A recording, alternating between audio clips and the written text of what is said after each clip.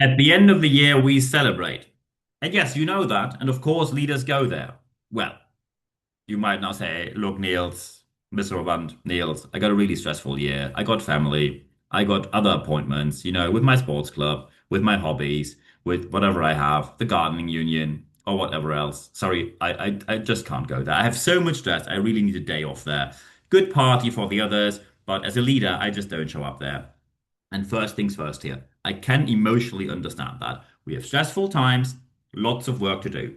You have to align all of that with your private life, your family life, your hobbies, everything you have in your life needs to be aligned. And suddenly someone says, "I got another evening appointment," and often Friday evening or Thursday evening, so you're completely done for the next day. You didn't have enough sleep and whatnot else.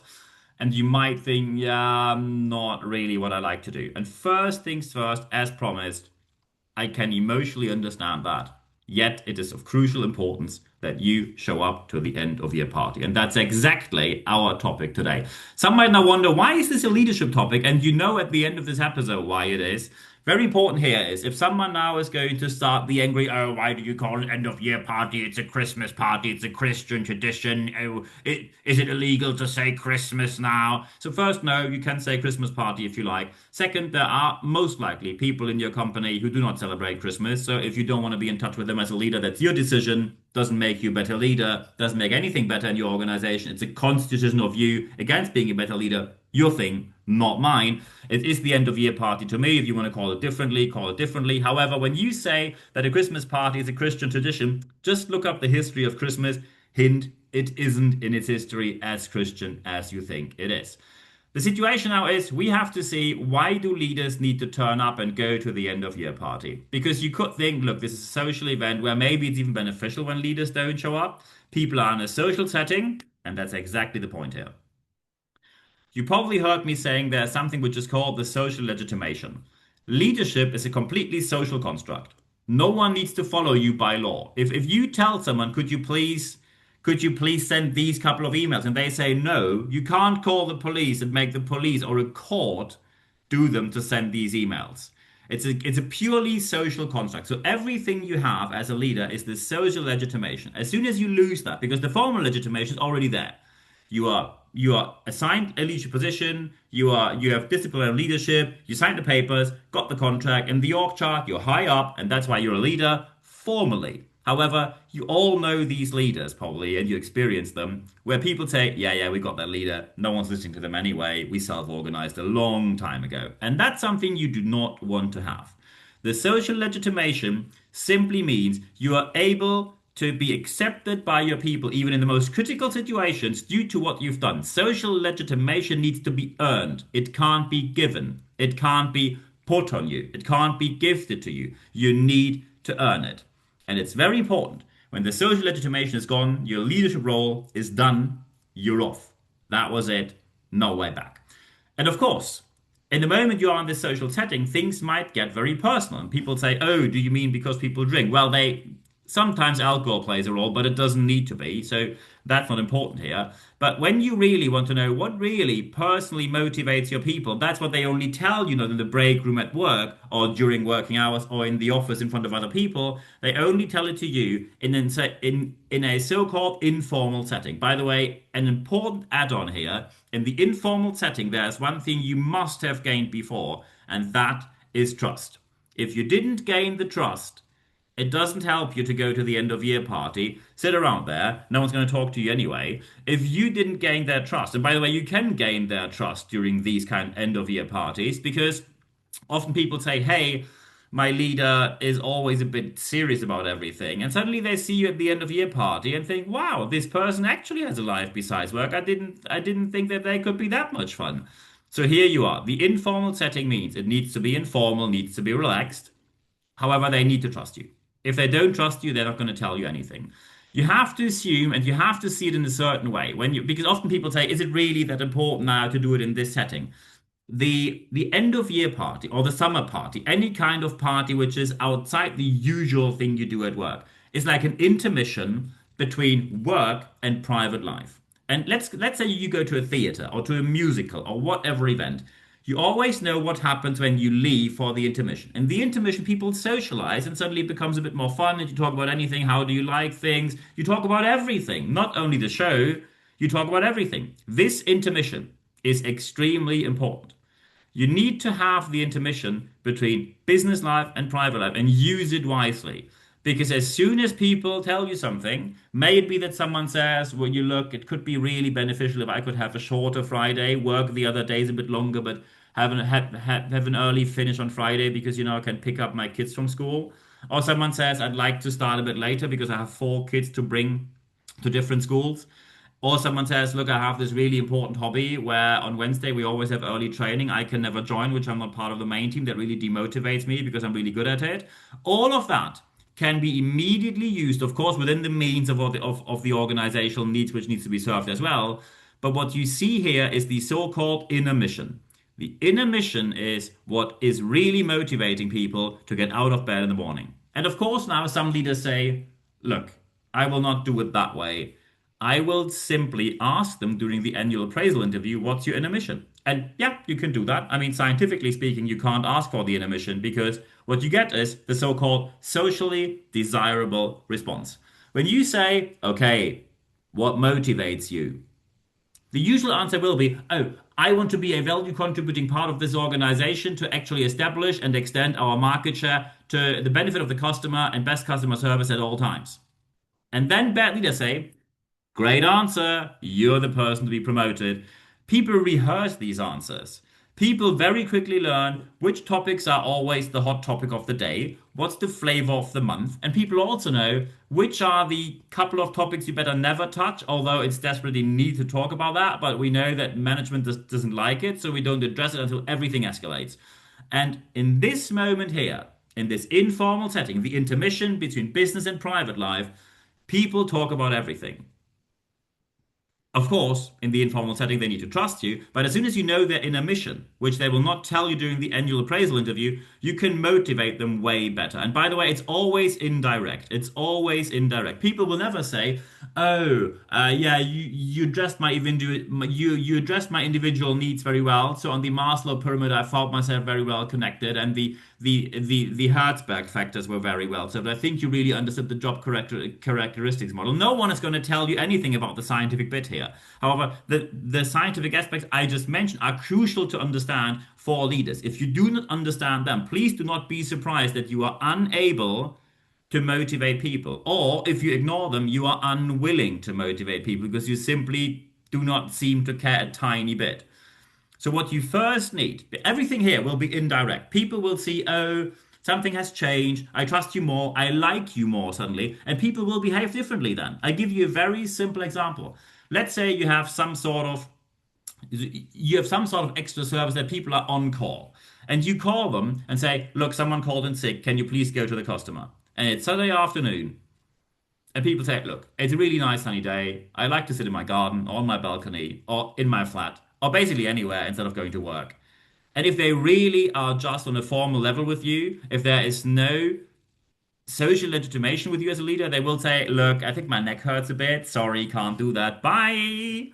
And if they actually trust you, and when you are a socially legitimated leader, they will say, look, I know it's not great, but I'm going to do this because we can all become sick at some point. I want that others help me, and I help them right now. It's always indirect. But what you need first is amongst leaders on all levels, including the highest level of leadership, you need an awareness. Because we have one issue. There's a whole generation of leaders out there. When you look at the Chartered Management Institute and their survey, that 82% of leaders never had any kind of leadership training. In no other job, you would allow that to happen.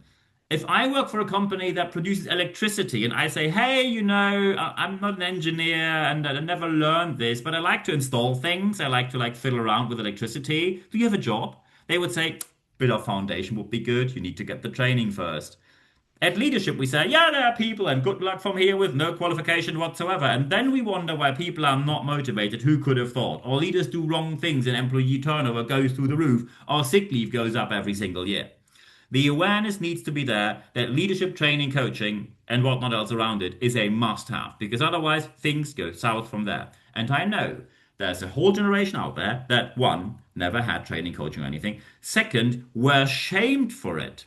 Because back in the days, long time ago, they said, "Oh, you went to leadership training, so you're not. Oh, so you had problems, right? Nah, you don't have to tell me. I know that you had problems because when you get this training, nah, not great for your career, right?" And today it's vice versa, but you have a whole level of high level leadership out there who never received any kind of training. And third, some people simply don't know that this is a thing.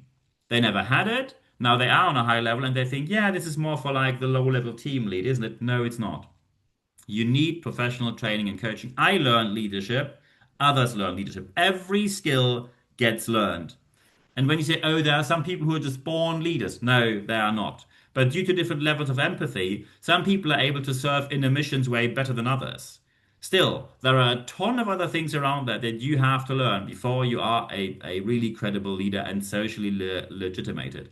And besides the real world practice, you need to have the scientific theory. It's not dry, it's not boring, it's not a lecture where someone sits there, only reads slides to you. That's really bad training. You don't need that. As soon as someone says, oh, here are my PowerPoint slides, things are usually south from there.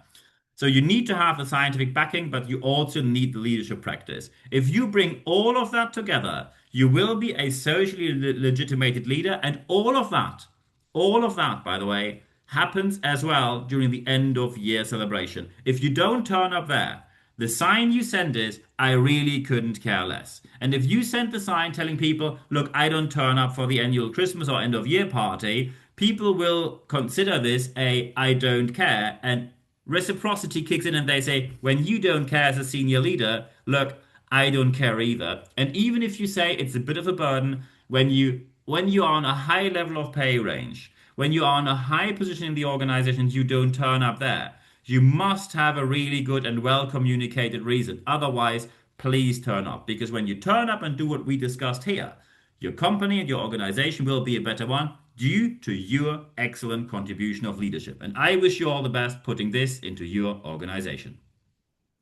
And when you now say, oh, that's quite a bit, isn't it? I think I have like 28 questions. Yeah, feel free to contact me anytime. So first, when you watch me on YouTube at the moment, feel free to leave a like there. And of course, you can also just subscribe to my channel. I'm looking forward to seeing you there. And of course, leave a comment if you like. Thank you very much for doing so. If you listen to me on Apple Podcasts or Spotify, please leave a review, 5 stars. Thank you very much for doing so. We put a lot of research into this, scientific backing, research, recording. There's a ton of effort and we offer it all free of charge. Happy to do so. If you like it, 5 stars, I much appreciate it. We received a couple of 5 star reviews recently, and I'm very happy and look forward to seeing more of these. Of course, please recommend this channel amongst friends, colleagues, anywhere you like, online, offline, social media, anywhere. And of course, you can also, and that's very important when people say, look, this is a weekly thing. Do you have like a daily thing that reminds me of the best things in leadership? Yes, we do. And not only me, we also have external experts who I interviewed the so-called YouTube Shorts, which we started beginning of the year, because people contacted me and said, is there something that gives me tiny bits of 60 seconds or less? Often roughly 30 to 45 seconds. What's the best in leadership? And yes, we have that. The YouTube Shorts are the ones, you see them right here. As you see by the name, they're only available on YouTube. So it pays off not only to subscribe to the channel, but also put the tiny bell in there, because then you get a tiny notification as soon as something new is on there. Usually there's at least one tip per day. I promised you one tip per day, so 365 this year. We are already way past this. So if you want more, we have a lot of things to come, and I'm looking forward to seeing you there. You can, of course, also follow me on Apple Podcasts and Spotify. Thank you very much for doing so. And when you now say, well, we need someone who really helps us here, either online or on site, we need a trainer, speaker, coach, consultant, mentor, project interim manager, speaker for our event, feel free to contact me anytime, nb-networks.biz. You see what I do for a living on there. And of course, you can contact me via email anytime, nb@nb-networks.com. I'm looking forward to seeing you from there and hearing from you there so we can get in touch and see. If you only want to exchange ideas or have questions, feel free to contact me as well. Doesn't need to be a booking. I'm open for any kind of contact. Looking forward to seeing you there. And of course, if you now say, hey, do you have live sessions? Yes, we do. Go to expert.nb-networks.com, put your email address in there, because our live sessions are only communicated via the leadership letter, no exception, only there. And no worries, it's only about content. I answer every single question you have about leadership and anything around that.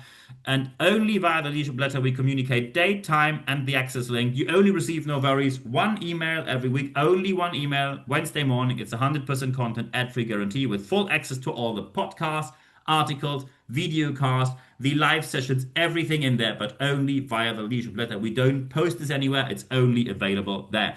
And of course, feel free to connect with me on social media. Feel free to connect with me on LinkedIn. Do the proper connect. Don't do the follow thing. Properly connect with me. And of course, you can follow me on Instagram. You can, of course, leave a like on Facebook or you subscribe to my YouTube channel. I'm looking forward to seeing you most likely on all four. So I hope I see you all over the place there so we can be in touch at any point in time given. The final bit, of course, is always, and by the way, if you contact me, no worries, I answer every single message within 24 hours or less. So if you didn't get an answer within 24 hours, probably your message ended up in spam or somewhere. Feel free to contact me anywhere else. I always answer within 24 hours. Absolutely no exception. I'm looking forward to hearing from you. The final bit is always the most important one. Apply, apply, apply what you learned in this podcast because only when you apply what you heard, you will see the positive aspects that you obviously want to see in your organization. I wish you all the best doing so. Feel free to contact me anytime. I'm looking forward to hearing from you. And at the end of this podcast, as well as at the end of this video cast, there's only one thing left for me to say. Thank you very much for your time.